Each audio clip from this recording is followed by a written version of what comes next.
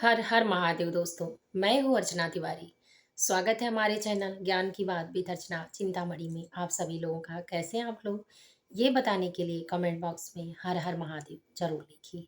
दोस्तों, इससे पहले मैं बता दूं, कल मेरी ज़्यादा तबीयत खराब होने के कारण फीवर, जुकाम, बहुत सारी समस्या एक साथ हुई। पूरे शरीर में, बदन में दर्द, तो मैं परेशान थी। वरना मैं ये कथा आप लोगों को एक दिन पहले सुनाई होती। मैं इसके लिए आप लोगों से माफ़ी माँगना चाहती हूँ, तो सॉरी, वेरी वेरी सॉरी। कैसे हैं आप सभी लोग, ये ज़रूर बताइएगा। और मैं कल पहले का वीडियो बना के रखी थी, इन एडवांस, इसीलिए मैं कल डाल पाई, वरना नहीं। बिल्कुल वीडियो कल बिल्कुल मन ही नहीं हो रहा था, ना हिम्मत हो रहा था। जैसा कि आप लोगों को पता है कि मेरा सपोर्ट करने वाला भी कोई नहीं है, मैं स्वयं से ही सारा काम करती हूँ। तो इसीलिए कभी तबीयत भी खराब हो जाती है तो ही नहीं डाल पाती, वरना मैं अपने काम के साथ खिलवाड़ करना बिल्कुल पसंद नहीं करती हूँ। मैं जो करती हूँ मन से करती हूँ। तो दोस्तों, अगर कोई भूल हुई हो तो माफ़ करिएगा, लेकिन अभी पूरे दिन का टाइम है। और इसके साथ साथ फिर अगले नेक्स्ट मतलब सोमवार, मंडे को भी टाइम मिलेगा आपको करने के लिए, और पता करने के लिए, पढ़ने के लिए, सुनने के लिए, जानने के लिए। तो चलिए दोस्तों, बातें बहुत हुई। आज के वीडियो में हम बात करेंगे सोमवार व्रत कथा, यानी सावन के सोमवार का व्रत कथा से क्या क्या श्रद्धा और भक्ति हमको मिलती है भगवान भोलेनाथ के साथ। इसके साथ हम जानेंगे कि रुद्राक्ष सावन के महीने में किस टाइम पहनना शुभ होता है, और रुद्राक्ष आया कहाँ से, महत्व क्या होता है। और इसके साथ साथ आज कामिका एकादशी 2025 सावन मास में पड़ने वाला कामिका एकादशी, भगवान विष्णु माता लक्ष्मी की पूजा विधि, और उसी के साथ साथ सावन मास का दूसरा सोमवार, अति उत्तम दिन। और इस दिन पर सावन माह की कथा यानी सोमवार व्रत की कथा हम जानेंगे। तो दोस्तों, आप हमारे साथ हमारे वीडियो में एंड तक बने रहिएगा, जिससे आप कथा का लाभ उठा पाएँ और कथा का आनंद भी प्राप्त कर पाएँ, और आपको पता चले कि भगवान भोलेनाथ कितने बड़े श्रेष्ठ हैं और क्या-क्या गुण है भगवान भोलेनाथ के अंदर। भगवान भोलेनाथ क्यों हैं भगवान भोलेनाथ। तो सावन मास में और लगभग सनातन धर्म के सभी प्रेमियों को इस बातों की जानकारी होती है। जिसको नहीं होती है, उसको भी थोड़ा बहुत पता ही होता है कि हमारे भगवान ही सब कुछ भगवान हैं। तो दोस्तों, इससे पहले आप हमारे चैनल पर नए हैं, पहली बार मेरी वीडियो देख रहे हैं, तो कृपया करके हमारे चैनल को अभी सब्सक्राइब कर लें। अगर मेरी वीडियो आपको पसंद आती है तो लाइक ज़रूर कर लें, कमेंट करना बिल्कुल ना भूलें। क्योंकि दोस्तों, हम लोग भी मेहनत करते हैं, यानी मैं भी मेहनत करती हूँ, और इस मेहनत के लाभ में उत्साह तभी होता है जब आप वीडियो को लाइक करते हैं और कमेंट करते हैं। तभी लगता है कि हमारी मेहनत सफल हुई। और उम्मीद है कि यूट्यूबर बनना इतना आसान नहीं है। पहले मुझे लगता था, मैं झूठ नहीं बोलती हूँ, पहले लगता था कि मैं आसानी से कर पाऊँगी। लेकिन अब मुझे पता चला कि मैं कितनी आसानी से कर पाती हूँ इसको। बहुत मुश्किल है, बहुत मेहनत है। जितना आईएएस पीसीएस की पढ़ाई में मेहनत लगता है, उतना इसमें लगता है। जितना 8 घंटा आप उसमें मानसिक टेंशन, डिप्रेशन के साथ झेलते हैं कि मुझे ये सब्जेक्ट इतने टाइम में, इतने बैकअप के अनुसार तैयार करना है, इसमें भी वही है। पूरा टाइम दिमाग लगी रहता है, और पूरा टाइम कंटेंट चूज़ करो, फिर पढ़ाई करो, फिर बनाओ, फिर एडिट करो, फिर आप लोगों तक सेंड करो। इसके बाद भी कोई रिस्पॉन्स नहीं मिलता है, तो दिल को कष्ट बहुत होता है। तो इसीलिए उम्मीदें टूट जाती हैं, और मैं जब से वीडियो का काम कर रही हूँ, लगभग हर महीने में मैं बीमार हो ही जाती हूँ एक आध बार। पहले तो बिल्कुल नहीं हुआ करती थी। तो इसीलिए मेहनत बहुत लग रहा है, और आप लोगों के इच्छा के अनुसार कुछ नहीं हो पाएगा। इसीलिए आप लोग आशीर्वाद बनाइए, और लाइक शेयर करना बिल्कुल मत भूलिए, क्योंकि यही एक साहस है कि जो आगे तक बढ़ा सकता है। तो चलिए दोस्तों, उम्मीद है कि आप बातों को समझ रहे होंगे।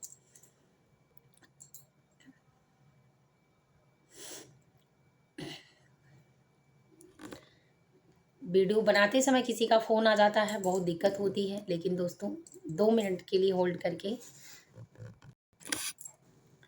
तो दोस्तों, सावन के सोमवार की व्रत कथा चलिए शुरू करते हैं। सावन के महीने में एक साहूकार थे, और साहूकार अमीर थे। जो साहूकारिन थी, दोनों लोग पति पत्नी अच्छे नेचर के थे, कटघरी मतलब ये कि राजा के पद पे थे, अच्छे थे, साहूकार थे, धन दौलत पैसे की कोई कमी नहीं थी। साहूकार के घर, लेकिन उनकी संतान नहीं थी। संतान न होने के कारण साहूकार अपने अगल-बगल के लोगों के दोस्तों का ताना सुन-सुन के बहुत दुखी रहते थे। फिर सावन के सोमवार में उनको ऐसा लगा कि महादेव देवों के देव हैं और वो सब कुछ देते हैं, इसलिए हमको उनकी सेवा करनी चाहिए। उनको दया आएगी तो हमें सारे सुख देंगे। ना किसी से पूछते हैं, ना किसी से कुछ कहते हैं और हर सावन का सोमवार व्रत रहते हैं और दोनों टाइम सावन हो ना हो, लेकिन डेली यानी प्रति डे का उनका काम रहता है कि शाम के समय मंदिर जाकर दीपक जलाना और सुबह के समय जाकर जल चढ़ाना, अभिषेक करना, पूजा करना। ऐसे नियमित रूप से पूरा कारोबार उनका चलता रहता है और वो अपना काम करते रहते हैं। एक दिन साहूकार को देखकर सालों बीत जाता है, तब वहाँ के जो पुजारी होते हैं वो बोलते हैं कि आप क्यों, मतलब किस लालसा से, किस मनोकामना से इतनी पूजा-पाठ करते हैं और प्रतिदिन आते हैं? आपको आलस नहीं आता या आप राजा होकर इतनी मेहनत करते हैं, आप चाहें तो घर से भी यज्ञ पूजा करा सकते हैं। तो राजा बोले नहीं, जहाँ आस्था, शक्ति और भक्ति होती है, भगवान वहीं होते हैं और मुझे भगवान में पूरा विश्वास है। मेरी कोई संतान नहीं है, मैं अपना कर्म कर रहा हूँ, अगर भगवान को विश्वास होगा तो मुझे संतान सुख की प्राप्ति ज़रूर कराएँगे। तो राजा ऐसे प्रतिदिन जाते रहते हैं।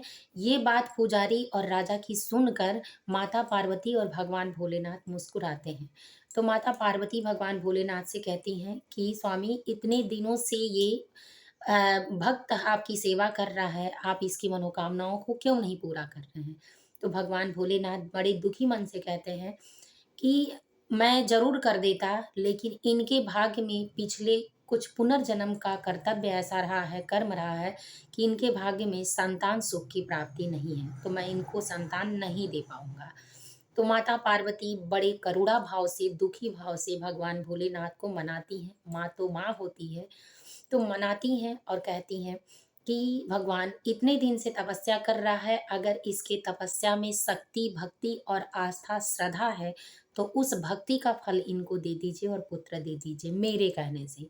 हाथ जोड़ती हैं तो भगवान भोलेनाथ प्रसन्न होकर उनको पुत्र रत्न देते हैं, यानी पुत्र दे देते हैं। लेकिन कहते हैं कि ये पुत्र सिर्फ़ 14 साल के इतने दिन के कर्मों का योग आपका बना है, तो उस योग में आपको पुत्र मिलेगा, सुख मिलेगा। लेकिन पुत्र जैसे ही बड़ा होकर 14 साल का उम्र पार करेगा, वैसे पुत्र की मृत्यु हो जाएगी और फिर पुत्र की आपको प्राप्ति नहीं होगी। तो राजा सुन लेते हैं इस बात को बैठे-बैठाए, माता पार्वती और भगवान भोलेनाथ का, और अपना सोचते हैं कि पुत्र होने के बाद भी मैं इनका कोई पीछा नहीं छोड़ूँगा। जो देव योग न होने के बाद, भाग्य में न होने के बाद देते हैं, दे देते हैं, तो ऐसा भी हो सकता है कि वो देकर फिर से हमेशा रहने का, दीर्घायु होने का वरदान दे दें। तो ऐसे अपनी पूजा को नियमित रूप से करते हैं। सावन सोमवार का व्रत, सारी चीज़ों का सेवन, रुद्राक्ष का सेवन। मैं लास्ट में रुद्राक्ष के बारे में आपको बताऊँगी, आप वीडियो में एंड तक बने रहिएगा कहानी सुनने के बाद। तो बताते हैं उनको। सारी बातों को सुनकर पूजा अपना नियमित वैसे ही करते रहते हैं। शाम को दीपक जलाना, सुबह में अभिषेक करना, भगवान भोलेनाथ की पूजा विधिवत रूप से नियम के हिसाब से करते हैं। फिर धीरे-धीरे समय बीतता जाता है, बालक 11 साल का हो जाता है। 11 साल के बाद उनको सांस्कृतिक शिक्षा यानी वेद की शिक्षा प्राप्त करने के लिए वो काशी में भेजना चाहते हैं। काशी में वो अपने मामा के साथ जाते हैं शिक्षा प्राप्त करने के लिए। रास्ते में जाते हैं तो यज्ञ कराना, पूजा-पाठ कराना, दान करना, यानी सारी चीज़ें अच्छे कामों के लिए, शुभ कामों के लिए भगवान का नाम लिया जाता है। मैं अपने बहुत सारे वीडियो में आपको बताई हूँ कि कब-कब भगवान का नाम लेना ज़्यादा अच्छा होता है। तो चलिए मैं 5 बता ही देती हूँ। घर बनवाने में जब घर भोज किया जाता है, तब भगवान का नाम घर प्रवेश करने के पहले लिया जाता है। दूसरा, जब बच्चा जन्म होता है तो जन्म के पहले भी भगवान का नाम ज़रूर लेना चाहिए, कष्ट कट जाता है। तीसरा, लंबी कोई बीमारी हो तो भगवान का नाम ज़रूर लेना चाहिए, पाप कटता है तो राहत मिलता है। चौथा, आपको कोई भी शुभ काम, पढ़ाई-लिखाई का एडमिशन हो या अच्छा कोई ऐसा काम हो, शादी का सालगिरह हो इत्यादि सारे कामों में भगवान का नाम लेना शुभ होता है और अच्छा माना जाता है। तो इस तरह वो भगवान का नाम लेते हैं। कहानियों के माध्यम से भी देखिए शास्त्र के नियम पता चलते हैं। तो लेते हैं और ऐसे करके चले जाते हैं। धीरे-धीरे उनकी शिक्षा वहाँ प्राप्त होने के लिए सारी तैयारियां हो जाती हैं।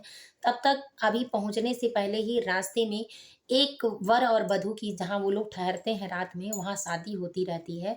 वर एक आंख का काना रहता है और कन्या सुंदर रहती है। ऐसा देखकर भीड़ भाड़ का माहौल होता है और सभी लोग परेशान होते हैं कि अंधा कन्या कहती है कि मैं जो कन्या की शादी होती है वो राजा की बेटी होती है, तो कहती है हम नहीं करेंगे। तो इनके मामा कहते हैं कि तुम एक दिन के लिए दूल्हा बन जाओ, बस शादी हो जाने दो, तब हम लोग चला जाएगा। ये कहकर मामा की बात मानकर एक दिन के लिए दूल्हा बन जाते हैं। इनके पुत्र जो साहूकार के होते हैं, एक दिन के लिए दूल्हा बन जाते हैं। इसके बाद शादी हो जाती है और होने के बाद ये अपने जगह पर चले जाते हैं। वहां जाने के बाद, जगह पर जाने के बाद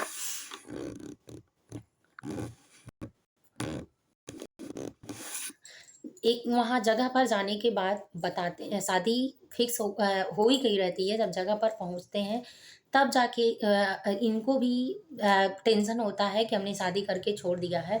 और साहूकार मतलब जिससे शादी करते हैं वो जिसके साथ जाना था जाने से मना कर देती हैं और कहती हैं कि शादी मेरी जिससे मेरी हुई है मैं उन्हीं का इंतज़ार करूँगी। इधर 14 साल पूरा हो जाता है, उनकी पढ़ाई पूरी हो जाती है। जब 14 साल पूरा होता है उसके बाद ही मूर्छित होकर वो गिर जाते हैं।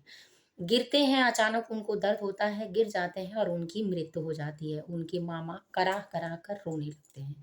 जब उनको दर्द होता है कि मैं अपने जीजाजी को क्या जवाब दूँगा, रोने लगते हैं। रोने लगते हैं तब भगवान भोलेनाथ और पार्वती उधर से टहलते जाते रहते हैं। तो माता पार्वती कहती हैं कि ये करुणा से आह से कौन रो रहा है? तो भगवान भोलेनाथ कहते हैं कि उसी भक्त का पुत्र है, उसकी एज 14 साल पूरी हो गई है, इसीलिए वो मृत्यु को प्राप्त हो रहा है और वो मर जाएगा, अब नहीं जीवित रहेगा। तो भगवान भोलेनाथ ने जब कहते हैं तो माता पार्वती रोने लगती हैं, कहती हैं किसी से किसी का पुत्र कोई छीन ले, वो माता-पिता जीते जी मर जाते हैं। तो ऐसा दंड न दीजिए, आज तक जिसने आपकी भक्ति नहीं छोड़ी, जो जिसने आपके विश्वास में अपनी श्रद्धा कम नहीं की, जिस भक्त ने आप पे अंधविश्वास किया, उसकी भक्ति में आप ऐसे मत करिए और उसके पुत्र को लौटा दीजिए। तब भगवान भोलेनाथ माता पार्वती की करुणा भरी बातों को, दर्द भरी बातों को सुनते हैं, सहमत होते हैं और उसको दीर्घायु होने का वरदान दे देते हैं। एक तरफ जैसे वो जीवित होते हैं पुत्र, वैसे उधर से आते हैं और जिस गाँव में शादी की रहते हैं, फिर उनको उसी जगह पे ठहरना होता है। रास्ते में आते समय जैसे गए थे, वैसे जाते समय तब तक उधर से जिस रानी से शादी हुई थी राजा की पुत्री से, वो फूल मालाओं के साथ लोग खड़े होते हैं स्वागत में और भव्य स्वागत करके इनको अपने घर ले जाते हैं और वहाँ से दुल्हन के साथ अच्छे से विदाई करते हैं। तब ये घर को लौटकर जब आते हैं तो साहूकार जब देखते हैं शादीशुदा यानी अपने पुत्र के साथ पुत्रवधू को देखते हैं तो खुश हो जाते हैं और कहते हैं भोलेनाथ की महिमा अपरंपार है। उन्होंने मेरे पुत्र को दीर्घवायु कर दिया है और साथ में मुझे पुत्रवधू का भी सुख दिया है। तो हर हर महादेव बोलकर नारा लगाते हैं, यज्ञ पूजा करते हैं और कहते हैं कि जिसने भी भगवान भोलेनाथ की शक्ति भक्ति के साथ सच्चे मन से श्रद्धा के साथ उनकी पूजा आराधना की होगी या करेगा, उसकी मनोकामनाएँ पूर्ण होंगी। सावन के सोमवार का व्रत जो है, वो भगवान भोलेनाथ का पावन महीना माना जाता है और इस महीने में धार्मिक और आध्यात्मिक तरीके से भगवान भोलेनाथ की पूजा करना अति उत्तम फलदायी माना जाता है।